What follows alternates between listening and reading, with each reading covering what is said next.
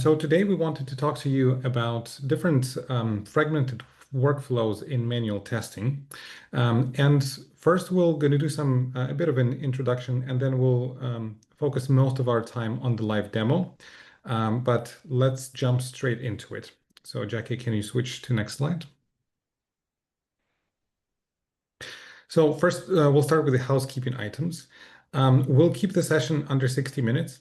And then everyone is going to be muted, but you will be able to ask the questions in the chat, and then our moderators will let us know about the most popular questions, and then we will be able to answer them. You can keep the questions in the Q&A session afterwards. We'll make sure that we address the most amount of questions possible. And even for the people who are not able to attend, let's say you want to share the session with a colleague, if you like it, then we will send the recording afterwards. Okay, let's go to next slide. So what are we going to talk about? So first we'll talk about a bit about ourselves, about Jackie and myself. We're going to do a quick poll on the challenges that you see with manual testing workflows. And then, as I mentioned, we're going to do a demo of different tools that we have available to fix those inefficiencies. And then we'll finish with a Q&A. Let's go to next slide. So first of all, Jackie and myself are product managers on the manual testing team at BrowserStack. And we've been working together for, I think, 10 years now. And about 6 of them were on manual testing products and making sure that manual testing can be done quicker, easier, and so on. Maybe, Jackie, if you want to add anything to that.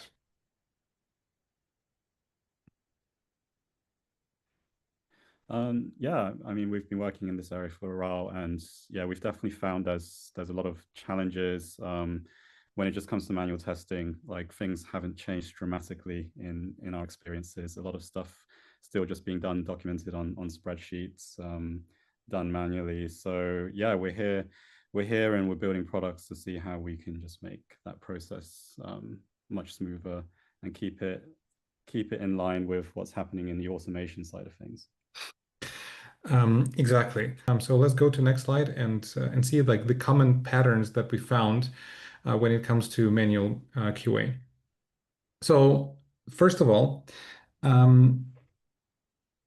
it seems to be an issue for a lot of people that you have different accounts. Like, for example, if you have an e-commerce website, you need to log in as a person who didn't have any orders, or as a person that had 2 orders, and for that you need to manage a number of email addresses and passwords. So that was one of the issues that we saw. The second one was quite interesting. So a lot of the people were not aware or were not specifically looking for tools to make their lives easier. And we specifically focused on the Chrome extensions. So they were not going to Chrome Store, for example. They were not searching on the web, and therefore they didn't know that some of the things that you can do in manual testing can be done way easier than without any help from specialized tool. And then on the other hand, we had people who were very aware of the tools, and they had like 15 extensions, and they complained about the fact that this is not ideal workflow, because you need to switch extensions. Different extensions have different providers, different UI, and so on, and they don't necessarily talk to each other, of course. And that we identified as a big inefficiency in the context switching, and we wanted to address that. So we started building a suite of tools that should help address these problems. And we are calling this suite of tools the testing toolkit. So you can see the ones that we have in the product right now, but we're constantly building new tools, and we're going to have a bunch of tools powered by AI in the near future. So these are the use cases that we wanted to focus on. First of all, as we mentioned, there is solutions for testing your website across different devices. There are basic things like a cookie and cache manager, and of course we know that there's a bunch of products on the market, but of all the people that we've spoken with, every single one, and this what was the most interesting user research, I think, in my career, because every single person we spoke to wanted to have one extension with many tools, including the cookie and cache manager versus dedicated cookie and cache manager and JSON formatter and so on. So without further ado, let's see how this all works. And I will hand over to Jackie for a live demo. What I'd like to do now is just give you a quick demo of basically what we're building, but also as a means, as kind of like a purpose for this webinar, is just introduce you to the world of these browser extensions, how you can use them to improve your manual testing workflows. Because as Dan mentioned, there's a lot of stuff there. And like in our user research as well, we found there's just a lot of manual testers who aren't even aware of these tools. And sometimes the reason is because they're covering quite niche areas of your manual testing workflows. So for example, managing cookies, you can do that via the dev tools. Doing this in an extension does make it a lot easier. But it's not really something you would actively go and look for unless someone sort of suggests it to you and your team and you discover it that way. So anyway, I've got like this is just a kind of dummy fake website at the moment. So you imagine you're kind of like building a retail store as part of your company. So the testing toolkit is a Chrome extension. So you can simply go to our Chrome extension page. So if you go to the Chrome Web Store, and then you search for testing toolkit, you'll be able to find this here, and you simply install this. And we do have a freemium offering, so it's you're free to install this and give this a try right away. But what we have here is currently 11 tools, which cover those different areas that Dan mentioned. So when you did the first poll, you talked about, testing on various devices, one of the main challenges or the biggest pain points. We've got running test cases and then writing test cases as well. So I'll definitely cover some of these areas and how our tool is actually already able to support this. But for the folks who are actually using like 4+ extensions, for example, you probably have a bunch of extensions here installed. And then you're going to each of these tools. They might have a different interface every single time. And what we're trying to do is just unify this. So it's a single extension install. It will have all the various tools that you would need to help you with manual testing.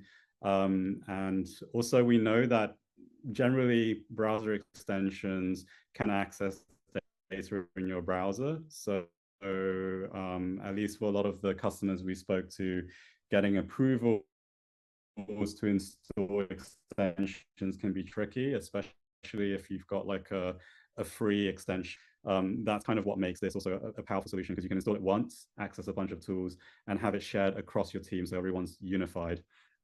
So what I want to talk to you about first is live testing. So probably the thing that you might be familiar with if you're currently using BrowserStack. So as soon as you open live testing, it will take the URL of the page you're on. And you can select specific operating systems or devices, but you can see here we've just already got a few devices. So if I click iPhone 14, this is going to launch a real iPhone 14 device from our servers, and it will start a session immediately with your website. So this extension essentially allows you to instantly start a testing session in a real device on BrowserStack's real device platform. So you can see the page here. BrowserStack also has the option to test multiple real devices at the same time. Currently, you would do that in the web page, but we're definitely going to be enhancing this functionality on live testing so that you can start a session with a few devices. So if there's a couple of devices in your team that you are kind of always focused on testing at the same time, you'll be able to just save it in one go and then like share it with the rest of your team so everyone can be testing on the same devices at the same time. So that's one functionality that lets you test on multiple devices. We also have responsive testing, for example. If you're testing a new feature, and while live testing allows you to check bugs on a real device, sometimes when you've got like a new page design, you just want to make sure that the breakpoints on the different screen sizes are working correctly. images and font sizes are rendered correctly from mobile to tablet to desktop. So responsive testing allows you to just really quickly check this. The scrolls are synced, or the clicks are synced as well. So you can just check behaviors across multiple things in one go. And if you see any issues, you can double check this on a specific real device. So here it's iPad 10. It will open on the iPad 10 if I click that. So that's also a very handy tool. And since you mentioned actually, writing test cases is one of the biggest pain points that was mentioned, I wanted to share this tool we have called the test case generator agent. So when you click this, it's pretty cool. Essentially, we have this AI agent that allows you to just upload a PRD, a product requirement definition, for a specific feature or a new thing you're building. And our AI is going to automatically generate relevant test cases according to that PRD. So I'll just show you as an example. Let me close this. Here we've got a Confluence page. This is for actually one of the tools we have in an extension called the Visual Overlay tool. And we have like a functionality right now where for Confluence pages, you can connect up the accounts, and it allows you to scan this page. So it can scan, it will extract the content from your PRD here. You can give it some specific focus areas, and then you can click generate test cases. And then it's just going to start generating these test cases for you. It will take a few minutes, but while it's running, you can just come back to it later. But what I'll do is I've already did this beforehand for the purposes of the demo. So I'll just download that. And then what we have right now is after you generate the test cases, it will open up as, it will be downloaded as a CSV file. So you have all of these test cases. And the purpose of that is that we want to make sure this is sort of test management platform agnostic. So you can just import this into your test management platform, and then have all the test cases. Where we're going to improve this later is we'll actually provide integrations. So you can directly just port this over to either, I don't know, TestRail or Case or BrowserStack's test management platform. And then also we'll have an interface where we'll let you actually select the test cases that you want or you want to prioritize. And then we actually, our AI can run again and generate the details for those specific test cases. So this is a really exciting development that will be coming very soon. So that would definitely help solve, some of the pain point around writing test cases. It will speed it up a lot. When you're actually running tests, for example, sometimes I guess you have the test cases, you're running the tests, and you encounter issues. This is where we have a tool called bug capture. So this is kind of like a bug reporting and debugging tool that just makes it easier for you to report bugs and makes it easier for engineers to also fix them. So if I click on bug capture right now, this toolbar appears. So I can click to start recording. I'm going to just record this entire screen, I guess. And then let's say on this page, I have this object. I'm going to try and add it to cart. Nothing works. So I click buy now and nothing happens. And I view the cart and the cart is also empty. So I've clicked around and I identified this bug. So what bug capture allows you to do is you just end the recording. And it's got a recording of my bug report. So everything I just did where I clicked on add to cart, I clicked on the view cart, all of these things have been, all of these actions and steps have been recorded, along with any error logs that have been generated as a result of my actions. So this is really handy, and we have a way where you can download the report. So you can just download the video, the logs, and then attach this to a Jira ticket, for example, and the engineers will be able to review the data and hopefully fix the bug faster because they've got logs of what happened. And finally, I don't know how exhaustive we would want to be here, but we've got, like we mentioned, general tools that are available on the market, like Cookie Manager, which allows you to review all the cookies on the page, modify them, especially if you're testing, for example, a banner that should be appearing under certain conditions. Very often you would have a cookie for the conditions for showing that banner and the value would be true. You'll be able to delete this so that you can just kind of like retest these specific cases, or you can just delete all the cookies. And likewise with clearing the cache, you just go into the cache and clear it. Or if you're testing something and the changes are constantly coming from your devs, so probably like, I don't know, a regression test just before release cycle, you might want to have like clear cache on reload enabled so that every time you refresh the page, it will just clear the cache so that you're making sure you are testing with like the latest version that the engineers have just pushed into the dev environment, for example. And likewise, if you're testing any API responses, then we have a JSON formatter here, which allows you to upload a JSON file here, and then you can view the JSONs in basically a prettified format. But at the same time, this is already enabled by default. So if you were to just open a JSON file into your browser, it would be auto-formatted. We have an amazing tool as well called Requestly.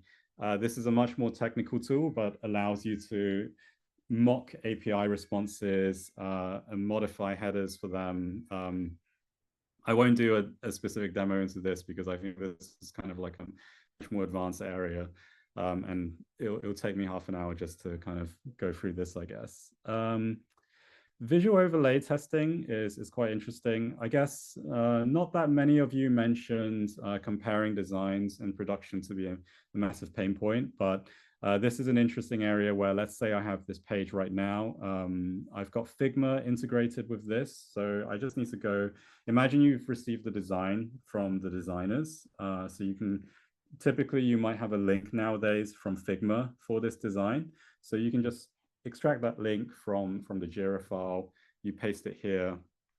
And then what it will do is it will speak to Figma, it will extract that design, and then it will paste it over so that you can just kind of like quickly overlay and make sure, okay, are the font sizes, is the design elements correctly implemented, is the spacing right? Because typically what we would do, I guess, is just have the designs and the image side by side, but then it's the small details that get missed when you're just viewing things side by side. And then I'm sure everyone here has probably experienced a designer coming back to them saying like, no, there's these elements are a few pixels off, and then we create a ticket for the engineer just to fix some UI issues. So this allows you to really quickly make sure everything is kind of exactly pixel perfect.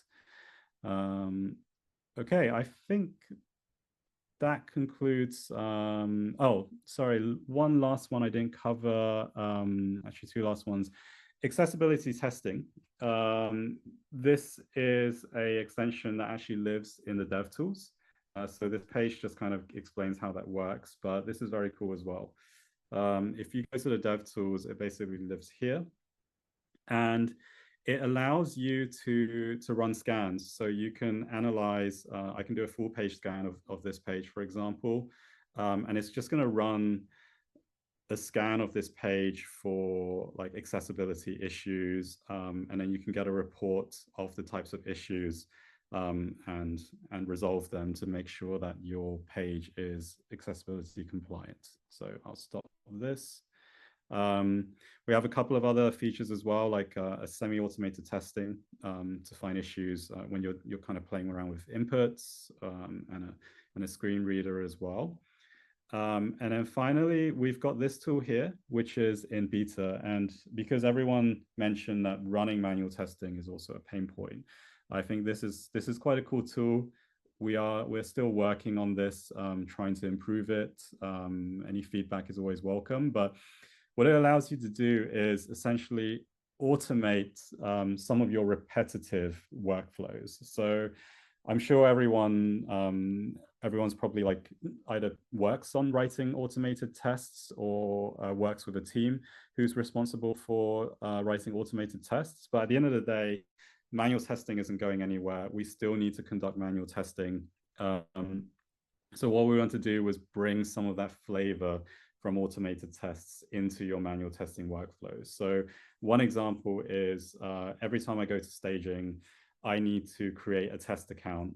Maybe I need a test account for a user on a pro plan, or I'll need it for a user who's on a trial, or maybe I need it for a user who's on a trial that's ended, or maybe I need an account with some data seeded to it, like, I don't know, let's imagine an Amazon account which already has 10 existing orders so that I can test the workflows that comes after we have existing orders.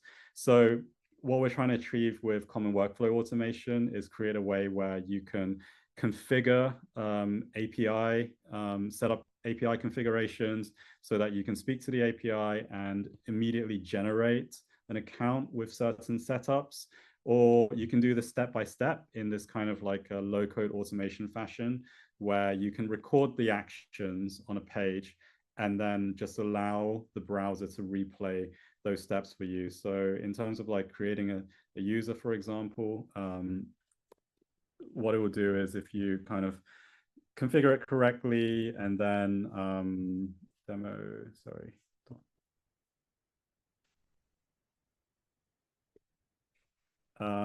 and you configure the API automation, you enter the API server URL and you run the automation. It will just kind of like talk to the API, come up with a response, and if it's like a dev environment, it will generate this account, like if you've set the API config to create a user, and then you get these details, so you can go ahead, copy them, and then you just go into your dev environment, log into that account.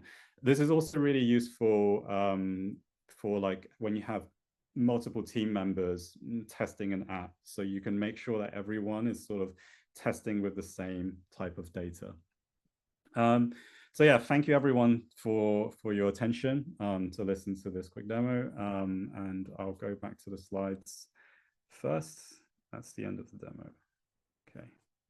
Now we will hand over to Q&A.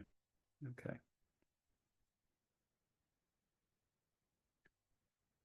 Dan? Right, so let's see which questions do we have. Would the AI agent be able to get the PRD from Jira issues as well as, or only from Confluence pages? Yes, we will add the ability to add Jira issues as well very soon. So probably in the next couple of weeks, let's say a month, just to be on the safe side.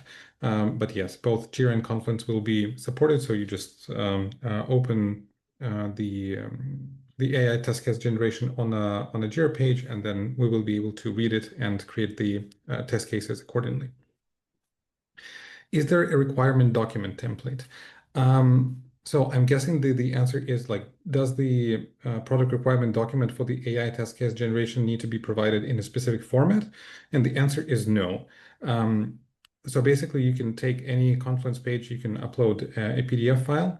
The more information you have there, of course, the better the generation would be. But we don't have any specific template. The AI should be able to figure everything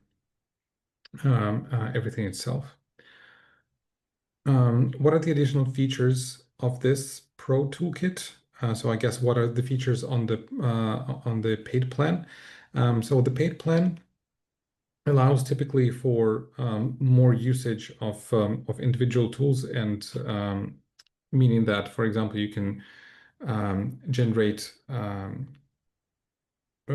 test cases in the AI test case generation, which is not available on freemium. You can add more devices in the responsive tester. You can add more testing minutes within the live devices, so the actual emulated device in the cloud, and so on.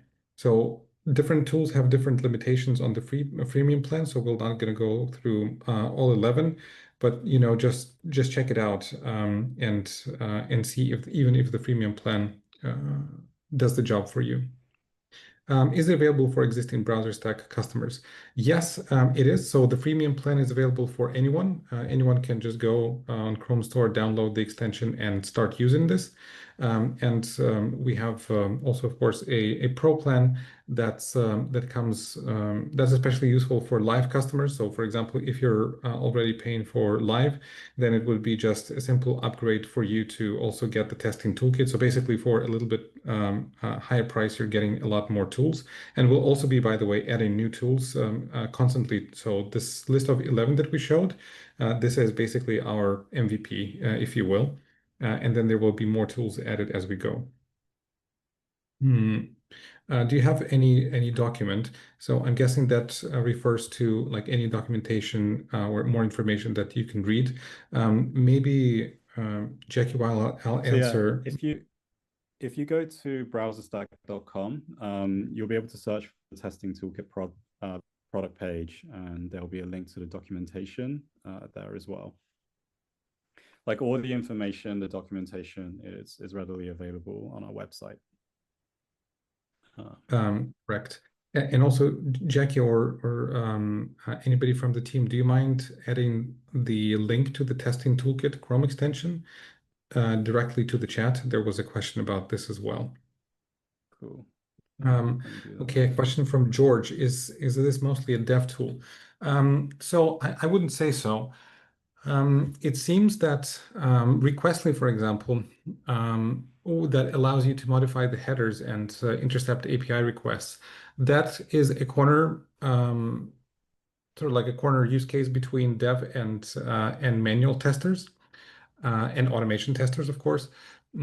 However, the rest of the tools are specifically meant for manual QA. Of course, it has some spillover to other personas like developers and product managers. Or in the case of bug capture, let's say you've recorded a bug report and then you send it to an engineer. Of course, it's going to provide benefit to them because they will be able to quicker understand where the problem lies. In fact, we asked a number of engineers and testers. We started specifically with bug capture. At least that's the information that I have from the top of my head. We asked how much time it saves them, and the engineers said that it saves about 30% of time on debugging. And then, of course, it really depends because sometimes the bug is easy and it takes, a minute to understand where the problem lies. But some bugs are very difficult and it take hours to figure out. But on average, it's about 30% of time. And for manual testers, we heard a number of 50% of time on reporting issues because they don't need to collect any further information. A question from Antonio, is the toolkit free? So yes and no, we do have a free plan for the toolkit, so you can download if you want and start using it today. And if you want more usage of some tools or specific features, then we also have a paid plan. Is this visual overlay testing available for mobile testing on AppLive? No, that's not the case right now, although that's an interesting use case that we'll take a note of. So at the moment, visual overlay purely works in the browser, in your local browser, as the entire testing toolkit. But yes, that's a very interesting use case. How can we get the extension? Okay, I think we shared the link in the chat. For PRD, are Yeah, you the also supporting web Azure store. DevOps? Yeah, so I think if you Sorry. search through the chat, I think the last message in the chat from Pranav is providing the link to the Chrome store. Yeah. And if you Uh, don't have the link, just go onto like the Chrome extension store, and you'll be able to search for testing toolkit BrowserStack, and that should appear on the top of the list. for PRD, are you also supporting Azure DevOps? At the moment, no. As in, you can still download the PDF, for example, from Azure and then upload it, and then the test cases will be generated. But we will add this functionality. You will be able to integrate with Azure DevOps probably in the next 2 to 3 months. Will there be integration with ALM to generate test cases from the requirements? I'm not sure, Renitz, what ALM is. So if you can elaborate on that, Application maybe lifecycle management. Yeah. uh, so at the moment we're not planning any integration, so we only have Jira Confluence. Azure is going to be coming. and also will support BrowserStack test case management in the future, but not on the immediate roadmap as is Azure DevOps. Another question about the Azure DevOps from George. So I think we've covered that. Guys, by the way, that's like it's so great to see so many questions from you. And Oh, just Jackie, one go ahead. thing for everyone asking about integrations with Azure DevOps or AOM. What I showed you in the demo was kind of how you can read a Confluence page. But I think what I failed to show was you can actually upload any doc. So you can upload a PDF file. So it doesn't matter if you're not using Confluence. You can just kind of you can upload any doc and generate test cases from that. So that kind of, frees you up from not being limited by a lack of an integration. Sorry, please continue. Yes, that's correct.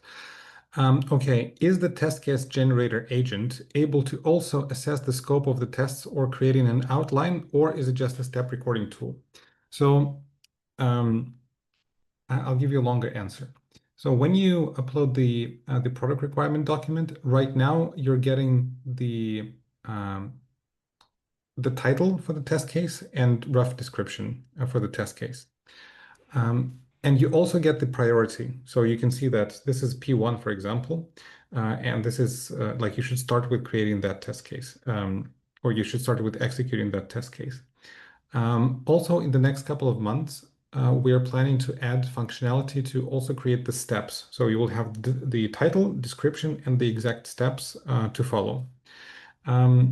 Also, a piece of information. I think the AI team, I could be wrong in numbers, but it's directionally correct. The completeness of the AI test case coverage is about 90 something percent, like 95% or higher, meaning that of all the test cases that the actual manual testers created, AI is able to achieve 95% of them, so like 95% accuracy. So you should really try this. A question from Tim. I can answer this one, Dan. Is the AI tool closed so that our proprietary information is not available to the public? So I'll share a link in the chat as well on how BrowserStack handles the data from using AI. But just to give you a high level, we use a one-shot inference approach. So the data is actually processed in real time and therefore not stored. And in that way, no customer data is being used to train or refine the AI ML models. So all the data across customers are isolated to make sure that no data from one tenant can cross over to another tenant. Cool.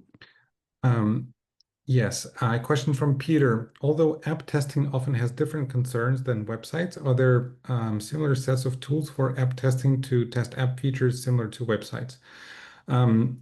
If I'm honest, we haven't seen anything on the market, and actually we haven't seen many extensions like the testing toolkit, like where you have a collection of tools. But that's also a good idea. I think we'll be able to do this at some stage, but I cannot share the exact timelines at the moment.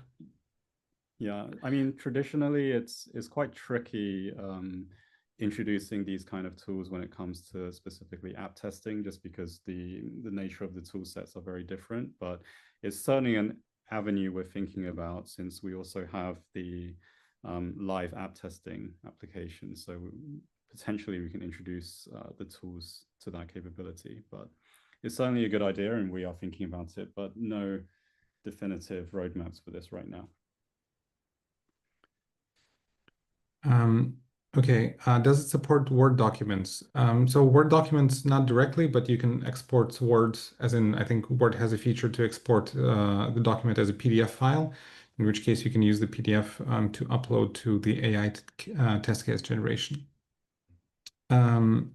Why does the visual overlay tool only allow full width testing? Entire file displaying in our visual window when uploading an entire Figma document. Will it eventually be updated that you can make it full width, but scroll to the sections needed to complete individual section testing?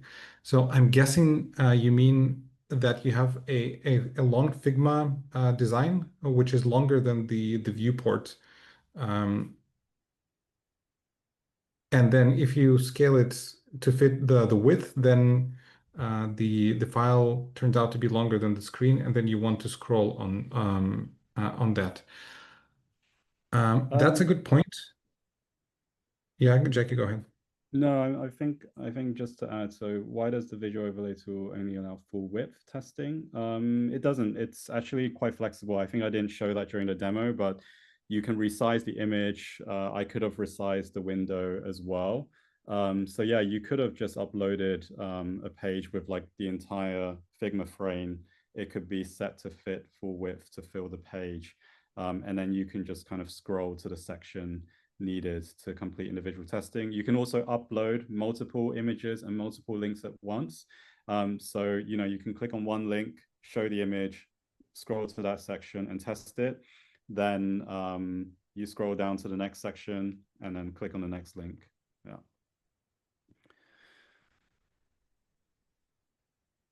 Cool.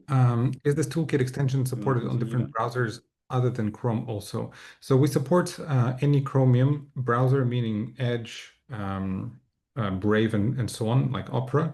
You would still need to go to Chrome Store to install the extension, but any Chromium browser is supported. Um, Safari and Firefox are currently not supported.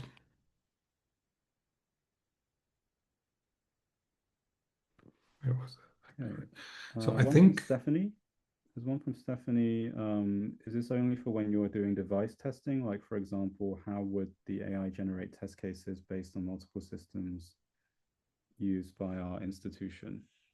Um, no, this is not. This isn't only for when you're using device testing. Just to clarify, Stephanie, like what we have here is just multiple different tools. We're going to be working on ways that these tools can actually like be a bit more integrated with each other. But generating test cases is one tool, because writing test cases is a pain point. So we have a tool that just allows you to generate test cases easily. Testing on different devices is another tool, so that we can allow you to easily test on different devices. At the moment, you can just think of them as separate things. So when you're like using a tool like Testing Toolkit, you just use the ones that are kind of relevant for the type of testing that you're doing in that moment. So they don't have to be sort of like interdependent on each other.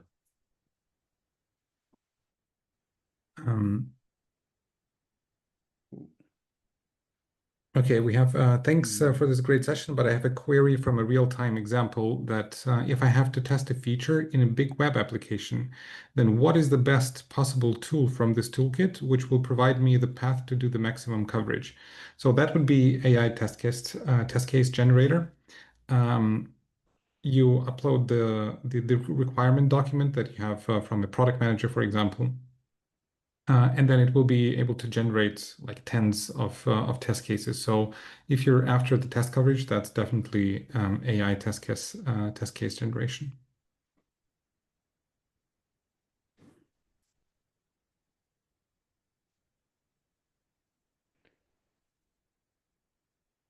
For Android, while mobile Okay. testing on App Live, is there a way to switch to offline mode like iOS?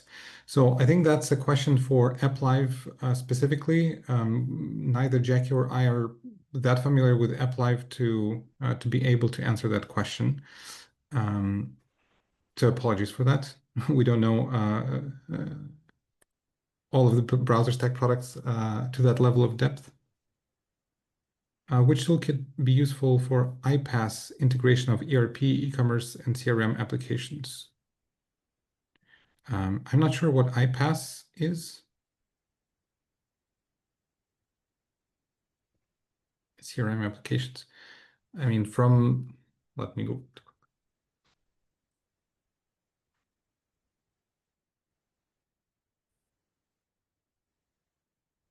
Is iPaaS referring to the Wi-Fi uh, connectivity? No.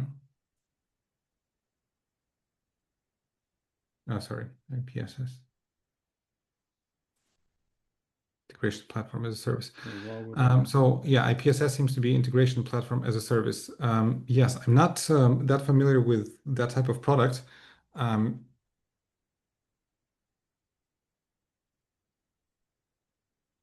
I'm guessing that AI test case generation would work. Bug capture would work as a tool because you would still have some visual bugs in the front end that you would need to report. And I'm guessing that responsive testing, for example, is less applicable because that sounds like a very desktop use case. Yeah, tricky. I don't think we're covering this area specifically at the moment. The only one that feels relevant is sort of like, I guess, reviewing some of the JSON files to check the API responses between these connections, but tricky one. Yeah. Yeah. Question from George. We have requirement documents in Excel format, which we can save as PDF. Will the tool be able to generate test cases considering this requirement in a tabular format? We haven't tested specifically, but I'm 90% sure that it would be able because the main thing it needs is text and potentially images to be able to generate the test cases. In fact, it might prefer the Excel format. Desiree, you just followed up because I think I didn't answer your question correctly. So thanks for clarifying that. Yeah, I get it now. So you're saying if we uploaded like a really long Figma file that right now it's currently going to be cut off, is there a way for it to actually scroll down on the image itself? We don't have a way for it to scroll right now. I guess we will need to have a think about how you implement that, because if you were to scroll, do you kind of lock it to scroll with the page, or do you scroll the page behind and keep the image in place? But I guess you could upload one single large file. It would cut off and overlap, but it's just kind of like hidden behind the screen. You can't see. So you can still drag that image up, basically.